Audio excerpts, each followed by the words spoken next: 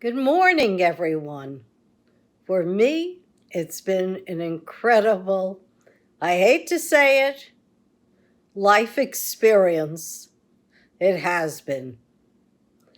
It's still continuing, my life experience. However, it's continuing without cancer. I have been finally confirmed cancer-free. Well, got rid of it. Guess something so horrible just couldn't live in my body for too long. I think the joy of living was too much for the cancer. And I'm happy to say that after a PET scan, I'm cancer-free. I'll be followed up in 3 months just to make sure. And in 6 months, I'll receive another PET scan. If you see me glowing in 6 months, you'll know that I've got a little radioactivity and I should really be home. You shouldn't be seeing me glowing at all. And that's where I'll be to wait for the second set of scans and know that I don't have to worry for another 2 years. I wish all of you out there who've been supportive of me and understanding, I wish you equal joy, because that's what I have, joy and awe. Awe for the women who were my physicians, awe for my internists, the only male in the group who assembled the team. And what a team they were. From the gynecological oncologist, who was also my surgeon, to the radiologist and the radiology group. We're talking 50 to 100 people and a nutritionist, all involved in my life and the ability to save it.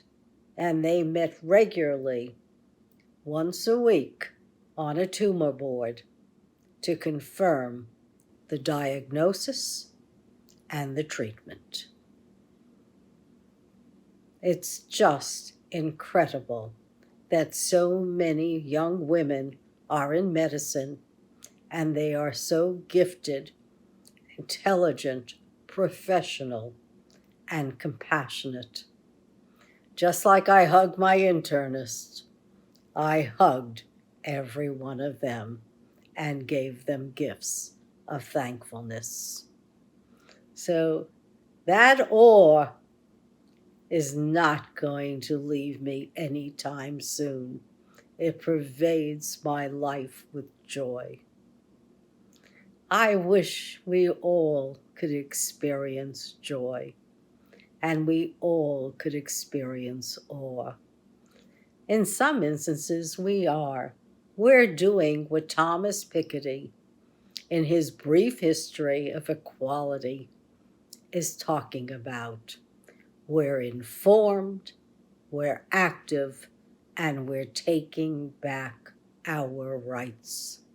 The rights of the individual to be paid a decent salary with benefits and a pension. Unionization is on the ascendant, as well it should be. And you know what, folks? If the old union structure doesn't work for you, create your own, just like they did in the Amazon warehouses of Staten Island.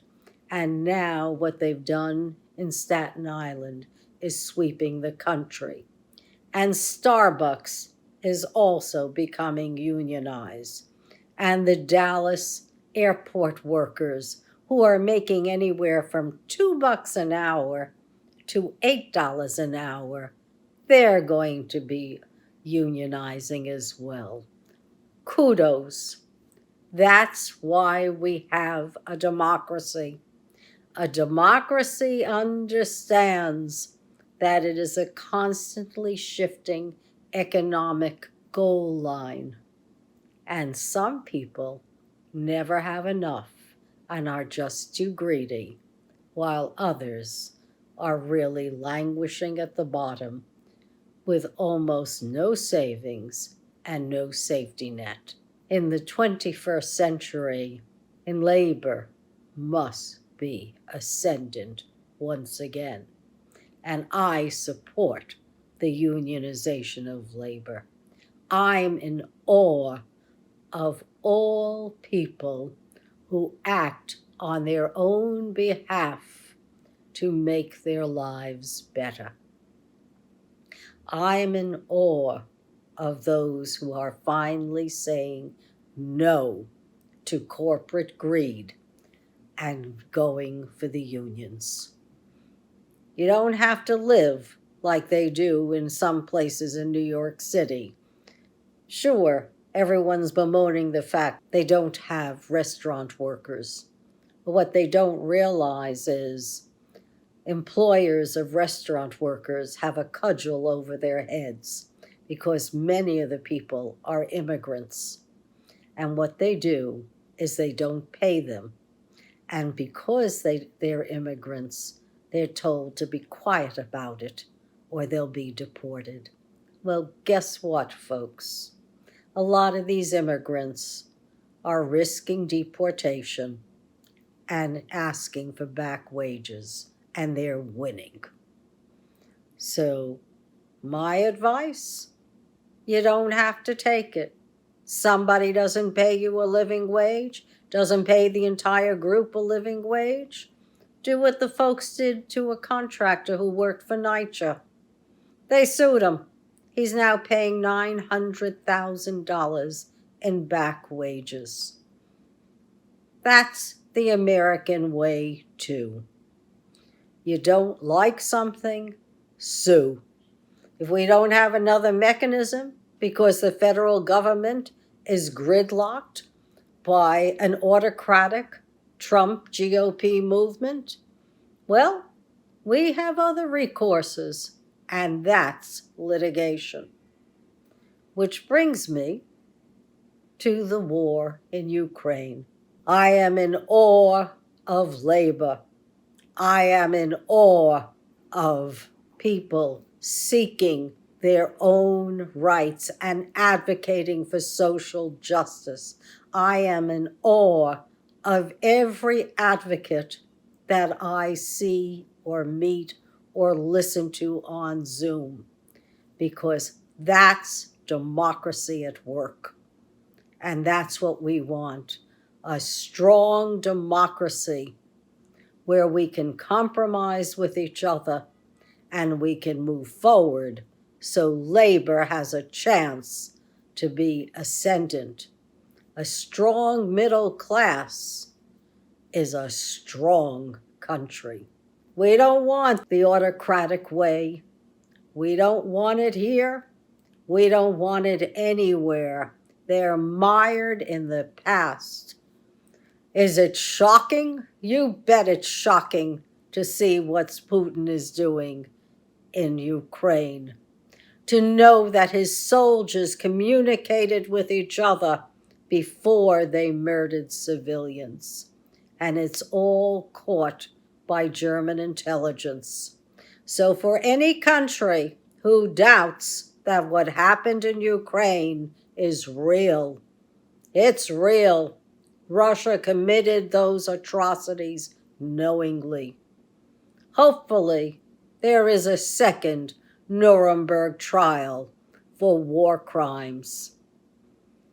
These are crimes against humanity, to take families out of their homes, bind their hands, and shoot a family unit, mothers, fathers, children, and then dump them either on the ground or in mass graves to cover up your atrocities.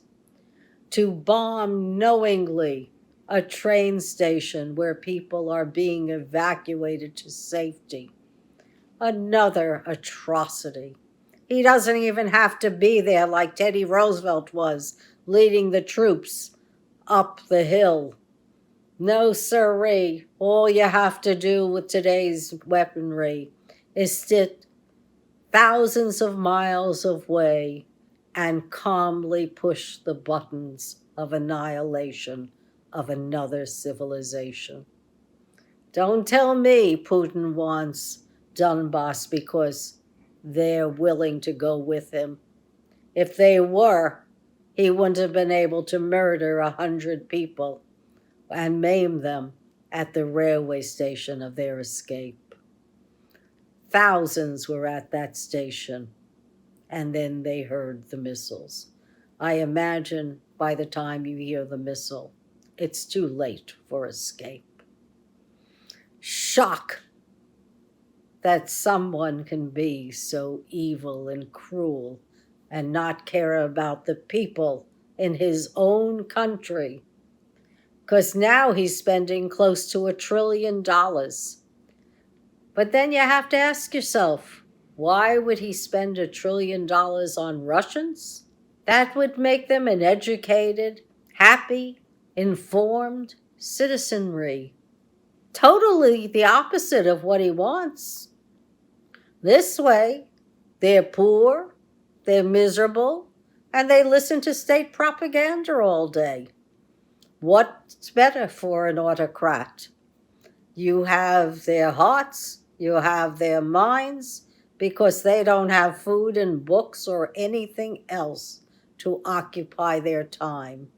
They're not like you or me, where I can go to Zoom and click on 5 or 6 events for a day, anywhere from listening to people like Dennis Ross on foreign policy, or the Brennan Law Center for national voting rights, or redistricting, or the latest litigations. Or I can go to so many Jewish sites, like I'm being invited to, the JTA, or The Economist every Friday. I'm invited at 11 o'clock to hear the latest on Ukraine. That is awe that we can be so connected, and shock that we still have autocrats who want the old colonialism of slavery and dependence. We can't afford that anymore. Autocrats do not belong in the modern world. Not while we're still dealing with COVID, and not when the IPCC has told the world that we have to act now to maintain a limit on climate warming. 1.5 degrees Celsius. It's a red line. It's a red line for us and our survival. And what do we have? Putin and his total disregard for everyone else. We've got grain sitting in warehouses in Ukraine, waiting to go to Africa and Asia, waiting to go to China, rotting. We've got fresh fruits and vegetables in Israel, waiting to go to Ukraine and Russia, rotting. There's got to be a way to get the food to the people and bring the prices down, irrespective of this one despot. This despot is holding the world hostage. It is like Malthusian's theory: war, pestilence, and death. We don't need that in the 21st century. We don't need autocrats to destroy the peace of our world. Shocked? A little. Evil exists. and it is our job to overcome it. Or because I know we can. That's our mission. We never get to roll the rock over the hill. There's always another hill. And that's what it should be. There's no perfection in our world. Perfection is the enemy of the good. And we need to do what's good for all of us so we all survive and thrive. God bless you, and see you next week. You can bet on it. Bye now.